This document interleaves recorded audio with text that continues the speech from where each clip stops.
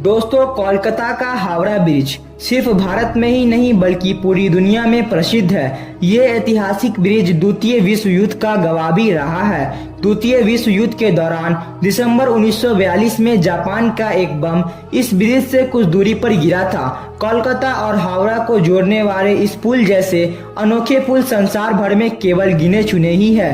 पिछले 75 सालों से ये पुल कोलकाता की पहचान रहा है। दोस्तों, 19वीं सदी के आखिरी दशकों में ब्रिटिश इंडिया सरकार ने कोलकाता और हावड़ा के बीच बहने वाली हुगली नदी पर एक तैरते हुए पुल के निर्माण की योजना बनाई।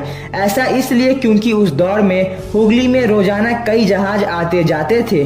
खंभों वाले पुल बनाने से कहीं जहाजों की आवाजाही में रुकावट न आए, इसलिए सन 1871 में हावड़ा ब्रिज एक्ट पास किया गया। लेकिन इस योजना को लागू होने में कई दशक लग गए।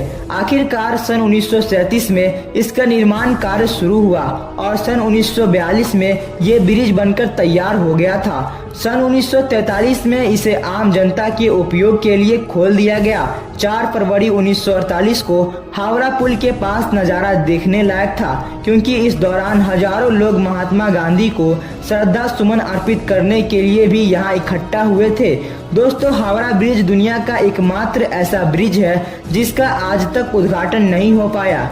दरअसल जब ये ब्रिज बनकर तैयार हुआ था, उस समय द्वितीय विश्व युद्ध पूरे सबाब पर था। इसलिए तय किया गया कि इसके उद्घाटन के मौके पर कोई धूमधाम नहीं होगी। इस ऐतिहासिक ब्रिज ने जहां द्वितीय विश्व युद्ध के दौरान बमबारी झेली, तो वहीं स्वाधीनता आंदोलन और बंगाल के भयावह अकाल को भी देखा है। दोस्तों, कोलकाता और हावड़ा को जोड़ने वाले ये ब्रिज जब बनकर तैयार हुए तो इसका नाम न्यू हावड़ा ब्रिज रखा गया था। फिर 14 जून 1965 को गुरु रविंद्रनाथ टैगोर के नाम पर इसका नाम रविंद्रनाथ सेतु कर दिया गया, लेकिन आज भी लोग इसे हावड़ा ब्रिज के नाम से ही जानते हैं। दोस्तों, हावड़ा ब्रिज की लंबाई 1528 फीट है, जबकि चौड़ाई 62 फीट है। इसे बनाने में कुल 2.5 करोड़ रुपए की लागत आई थी। इस कैंटिलीवर ब्रिज को बनाने में 26.5 हजार टन स्टील इस्तेमाल किया गया है।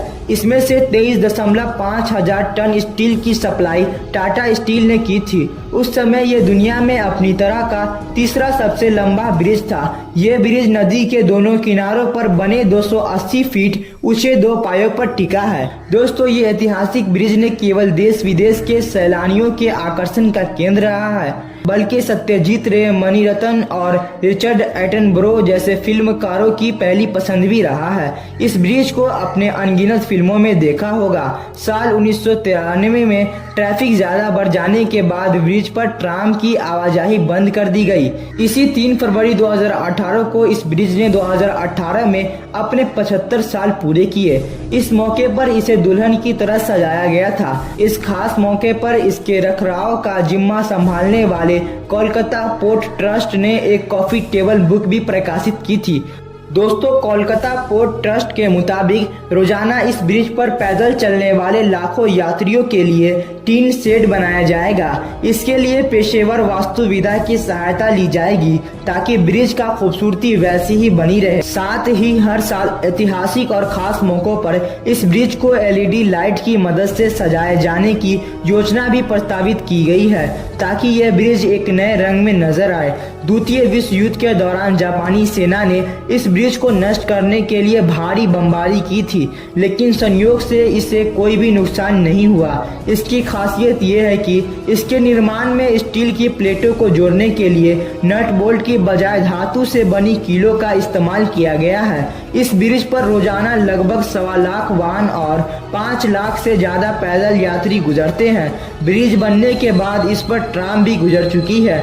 दोस्तों, ये ब्रिज देखने में काफी ज्यादा खूबसूरत लगता है। मैं आशा करता हूँ कि हमारे द्वारा दी गई जानकारी आपको बेहद पसंद आई होगी। हमारे इस वीडियो को अपने फेसबुक, व्हाट्सएप, इंस्टाग्राम पर जरूर शेयर करें। आप हमारे चैनल को जरूर सब्सक्राइब करें